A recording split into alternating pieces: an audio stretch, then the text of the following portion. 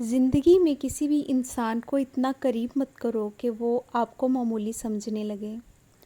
جس کو علم ہو جائے کہ اللہ بڑے غور سے سنتا ہے تو پھر وہ اپنی کہانی کسی اور کو نہیں سناتا۔ اللہ پاک ایسا وقت بہت جلد لائے گا کہ جب تم اپنی آنکھوں سے اپنے لیے معجزے ہوتے دیکھو گے۔ الحمدللہ کہنے کی عادت ڈالیں، اللہ شکر گزاروں کو بہت پسند کرتا ہے۔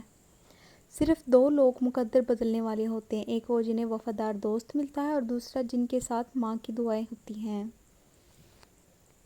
پانی حد سے بڑھ جائے تو طوفان بن جاتا ہے، انسان حد سے بڑھ جائے تو شیطان بن جاتا ہے۔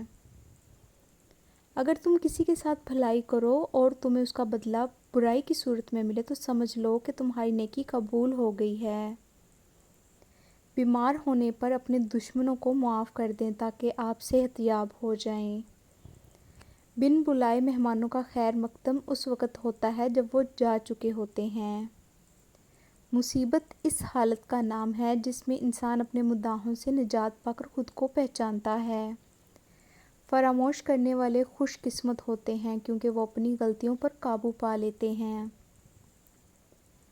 بعض لوگ اپنی ابتدائی عمر زندگی کے آخری حصے کو خوشگوار بنانے میں لگا دیتے ہیں۔ لوگ پہلے آزادی کے لیے جنگ کرتے ہیں، پھر قانون کو آواز دیتے ہیں اور آزادی اس کی نذر کر دیتے ہیں۔ بعض اوقات لوگ اچھا بننے کے لیے اتنی بھی کوشش نہیں کرتے جتنا اچھا نظر آنے کے لیے کرتے ہیں۔ نصیب کیسا بھی ہو، اگر نماز اور قرآن سے مدد لے کر اللہ سے جو بھی مانگو ضرور ملتا ہے۔ ہم کسی کے دل میں جھانک نہیں سکتے کہ کون کتنا مخلص ہے، لیکن وقت اور دوری احساس دلا دیتے ہیں۔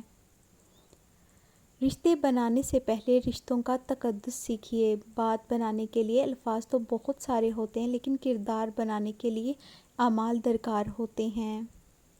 اچھے لوگوں کا تمہاری زندگی میں آنا تمہاری قسمت ہوتی ہے اور انہیں سنبھال کر رکھنا تمہارا ہنر۔ کوئی تم سے روٹھ جائے پھر وہی خود تم سے ملنے کو ترسے تو اسے کبھی مت کھونا کیونکہ وہ تم سے بہت زیادہ پیار کرتا ہے۔ کسی کے برا کہنے سے نہ ہم برا ہو جاتے ہیں اور نہ ہی کسی کے اچھا کہنے سے ہم اچھے ہو جاتے ہیں۔ ہر شخص اپنا ظرف دکھاتا ہے اور دوسرے کا عکس نہیں۔